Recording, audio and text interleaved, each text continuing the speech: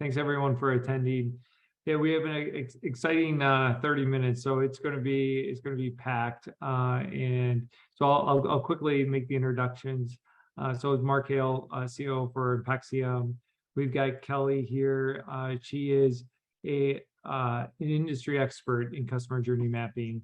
And the three of us, including Chelsea, we're together here doing a customer journey mapping session for Impexium with over 10 association clients. And what we wanted to do is share that experience and really focus in on how you can use the same journey mapping process with your members in your organization. So I'll just let Kelly and Chelsea quickly introduce themselves. Hello, everyone. Thank you so much for attending. My name is Kelly Beatty. I am president of First Star Consulting Group. And as Mark alluded to, I have spent dozens of years helping folks through leadership development. And one of the critical tools that we use is journey mapping to help explore and identify areas for growth. So thanks for being here. Hi, I'm Chelsea Hamishin. I'm the Vice President of Marketing and Events for the Global South Foundation. We're a nonprofit professional association focused on the special operations community. So that's like your Navy SEALs, your Army Rangers, and we put on a lot of events, convene our community, do some advocacy, things like that. Yes, I was lucky enough to attend the journey mapping event last month with the Impexium team, and looking forward to the conversation today. Great. Thanks, Chelsea. Thanks, Kelly. So our goal today is really to have you think about what's one area in that member journey experience that you want to help improve or accelerate. It could be around certain revenue opportunities. It could be certain, membership growth opportunities. So as we go through this, maybe think about what are some areas that you really want to learn more about. What is our members experiencing in a certain area of their journey?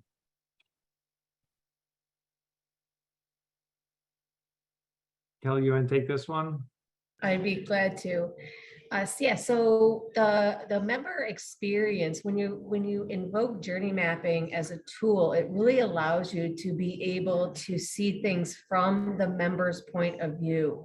As we do our work, we think we know what our members experience. However, to be able to really dig deep and take a look at processes and procedures and systems and look at it from the other point of view can really allow you to gain some great insight and to be able to give that amazing service to your members. Next slide, please, Mark. Journey mapping is storytelling. We want to be able to lay out what those members experience. On a journey map, we use lots of paper. We use lots of sticky notes and stickers and different colors and everything like that, because we want a clear visual as to what people are experiencing, what your members are experiencing. So the map is laid out. We often have it up on a wall, and so it covers a good size, good portion of the wall. And it really breaks down into 3 different zones. The first zone, and we'll go in deeper into each of these. The first zone is really about defining the member's journey through the system or process, right? We want to be able to identify key stakeholders in the journey mapping and invite them to join us.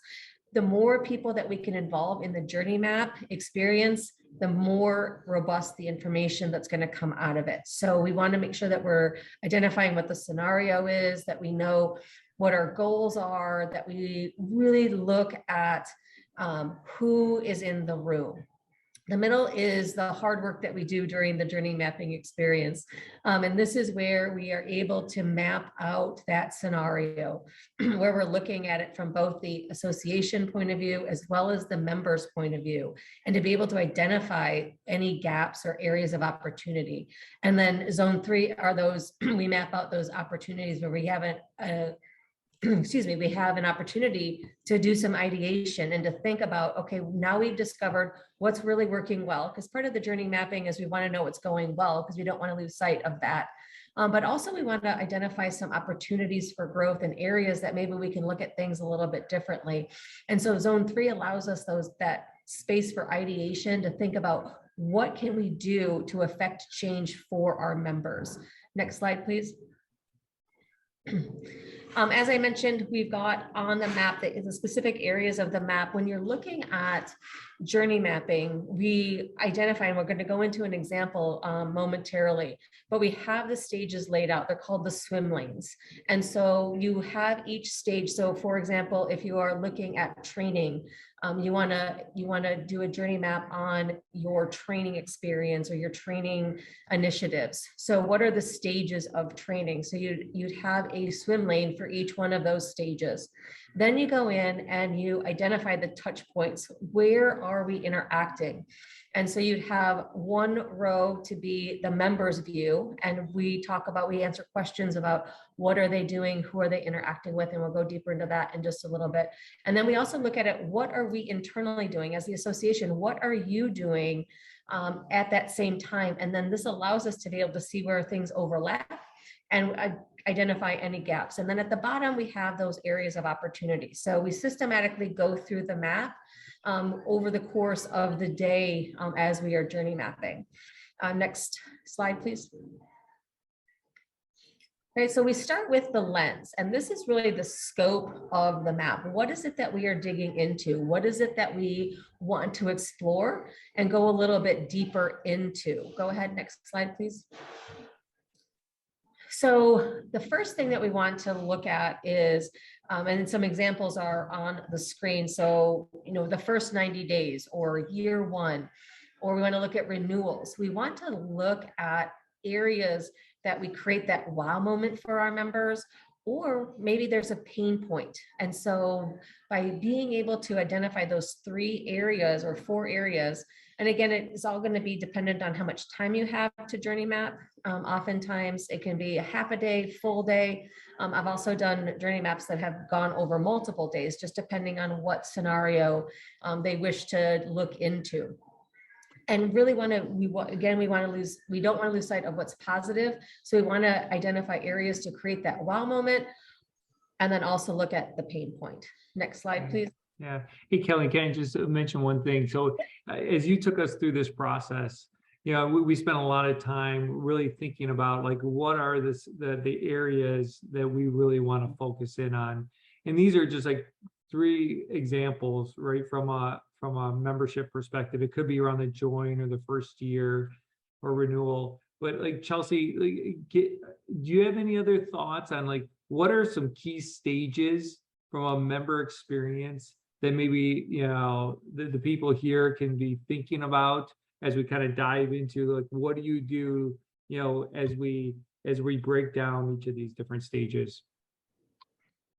Thanks. Yeah, so for the different stages of the member journey, we came at this event as a customer for about 5 years. So a lot of the earlier joining and implementation stuff like that was, long ago history that I didn't really remember all the details of. So for us, it's more event driven. So focusing on creating an event and making that event very user friendly for people, easy to register, easy to go in and update your registration or make changes or see your information, change your badge, just having a really simple process for that. Another thing for us is membership, not just renewing, but if you want to change your membership or go in and check on your details, just trying to make all of those processes as user friendly as possible and making it so our customers step back afterwards and say like, oh, that was so simple. They don't have to call anyone. They don't have to send a follow-up email. Just going through the stages of all the different types of things that we do and having it be a simple process is what we want to drive towards. Yeah, that's a great point. And I love how you broke down that event process into like smaller stages, right? Registration, and maybe it could be even very early bird registration process, right? Like something that's manageable chunks. So when you engage those members, you can really get some really good feedback. So I think that's great. Should I hit the next slide, Kelly? Yes, please. Great. All right, so getting started, as I mentioned, you want to identify, there's a series of planning meetings that will occur. You want to make sure that you're identifying those key stakeholders and get to the scenario that you want to map. It's important to really interview the members. So start to reach out to the community, interview the members to get a better idea and understanding of the journey from their point of view. Right, and then you go ahead and you're mapping out and identifying when there's friction or making sure that we're prioritizing the most important solutions, and then documenting, making sure that we have step-by-step to make sure that we have a great experience on this journey map. Next slide, please. Okay. There's a series of questions that you want to go into as you are preparing for your journey mapping event. Again, we talk about setting goals, wanting to make sure what an ideal experience looks like. And the answer to that is it's really important to this is one of my best practices, but to really let the journey mapping event be organic. Again, oftentimes we step in and we think we know the answer.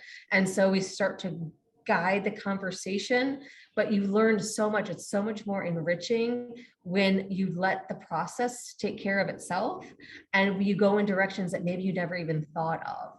And so really being able to identify are we talking about all of the key touch points and interactions? Where are the wow moments or those friction points? Making sure that we're touching base with how are the members feeling about this? And then what are the goals? Go ahead, next slide. Yeah. Hey, Kelly, can you just insert one additional comment? I know when we were preparing for this, we were talking about some of these guidelines and best practices.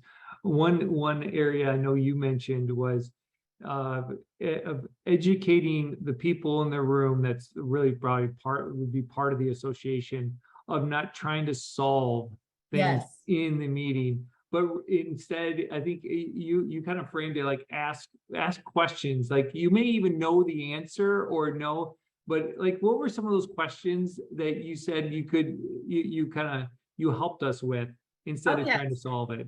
Yes, thank you, Mark. Absolutely. When you have people from the association interacting with members, we all want to be helpful. And so when you hear something from a member, our inclination is say, oh, we're working on that. Yeah. Oh yeah, that's already in process. Yeah. So one of the key things when you are journey mapping is to refrain from that, trust the process, and really ask a question and lean into it and say, oh, I'm really curious. Tell me more about that. Oh, wow. Yeah. I didn't think about it that way. And then it allows them to continue to talk, and it makes it that much more enriching. Yeah, that was definitely a struggle for us at our table at first, because we all just would say, I have an idea. This is a solution. This is a solution. And we had to keep saying, like, taking turns policing the table conversation. Like, no, we're not supposed to be doing that right now.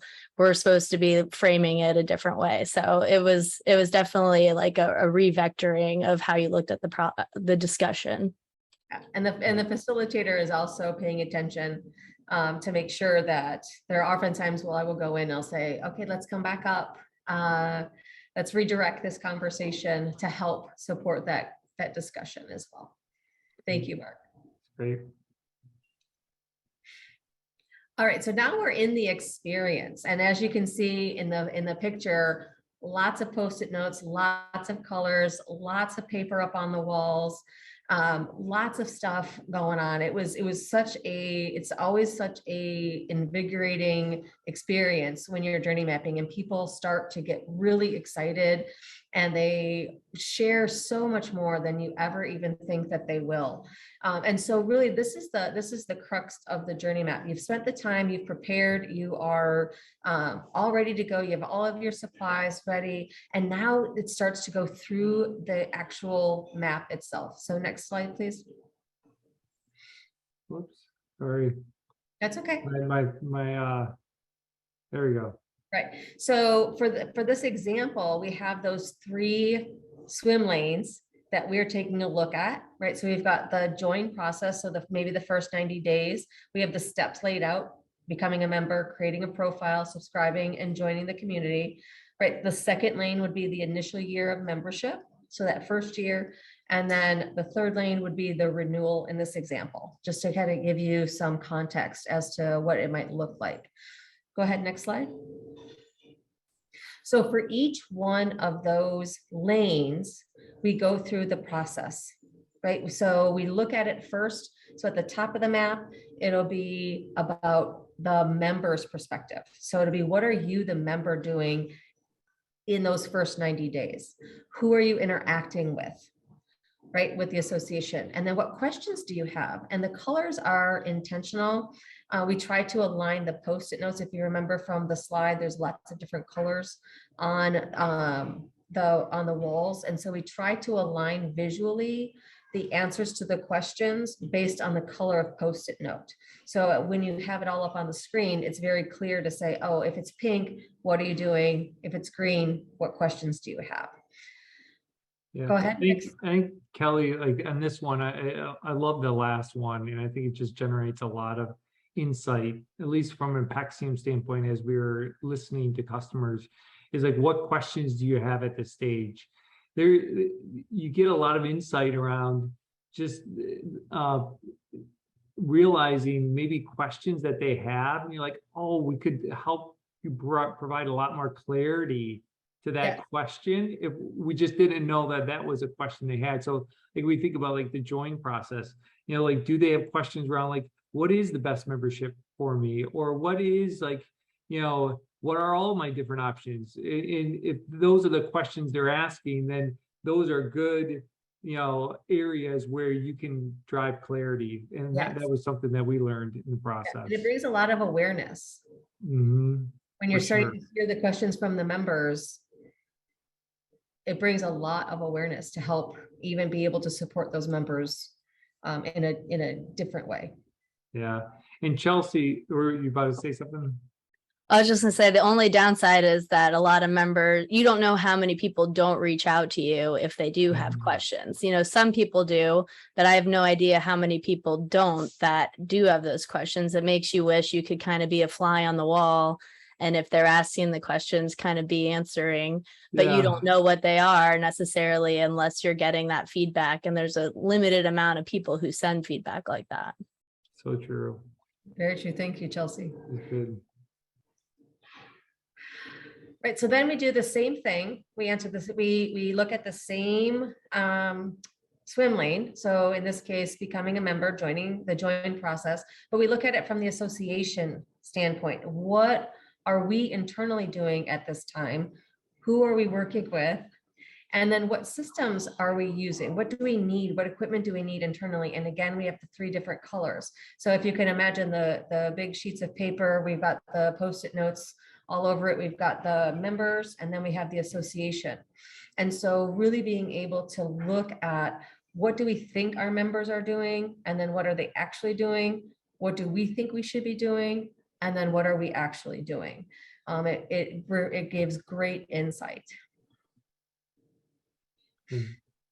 Right, so then finally, we go and we talk about zone 3. And I shared with this earlier, this is our opportunity to, one, get a pulse. How are people feeling about this? We don't want our members to be frustrated, but we also want to know when they're excited, if something is going really, really well. So we have green, yellow, and red stickers, and we let the group go around the room and put up those stickers. Yes, I really like this, or I don't like this. Yellow is more neutral, so it gives you an idea of where people are at. Go ahead. I think I jumped ahead to the next slide. I tend to do that sometimes, right? And so it allows us to get a pulse of where are our members with these processes. I'll go ahead, next slide. And then, as I mentioned, we have ideation for opportunities. Once we have this all mapped up, it's all on the walls, we give them an opportunity to share with us, what do they think we should do? Or what do we think we should do? And it allows everybody to come up with great ideas and great suggestions for the where do we go next? Go ahead, next slide. Yeah. Hey, Kelly, there was one question that was asked. I just want to make sure we address it. Yep. The question is, was the group broken up so that each tackled one of the lanes, or was each lane tackled together as a big group? And how That many in a group? Which we Thank had a lot of discussion on too. Yes. So thank you, Valerie. The tables are laid out that you have representation from various stakeholders. And so you want to make sure that you have a member at each group. If you have people from, I'm just going to say from training or from service or from, so you have a representation of your key stakeholders at every table. And every table addresses every lane. So everybody has an opportunity to share their thoughts on each of the questions. Thank you for that question. Want to tackle the other question? I didn't see the other question. I'm sorry. So it says were your staff members meeting with the most engaged leaders only? Were you able to bring the regular members at large into the process? Do you see it now, Mark? Oh yeah, recent meeting with the most engaged leaders. Yeah, we brought a diverse group in, so that way it wasn't just leaders. It was, people that were on the front lines, as well as our leadership team, to make sure that, we've got every different level in the organization really hearing from the customer. And we think that was really important, and it was very insightful, even on not only kind of where the opportunities are, but also like what Kelly mentioned in the previous slide is like, what are we doing well? Like there's some things that came out that we're doing well. I'm like, wow, we need to do that like more consistently, or we can double down in that area. And so that was insightful as well. Good. Next slide. And then we give everybody an opportunity to vote. Everybody gets 2 stickers, and they can go around and look at the opportunities, and they can vote on which opportunities they think should be considered. And if you feel strongly, you can put your stickers on one opportunity if you want. This gives the association the opportunity to be able to look to see what those opportunities are and where people feel strongly. And it allows them to be able to plan next steps, to be able to say, where do we go from here? And there might be some things that are suggested that aren't doable, and it allows for that communication. So again, it gives the association that ability to see what are next steps. Okay, next slide. So. Oh. You want me to go to this one? Yeah, just being able to be open, be honest, be curious, really being able to lean in to the members, lean into the experience, and kind of going back to best practices. I already mentioned it. Just let the journey mapping be organic. Don't try to guide it in any one particular direction, because you wind up learning a lot more by just letting it go.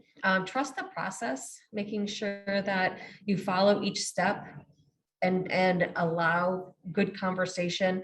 And then the last best practice that I will just mention is include as many people as you can.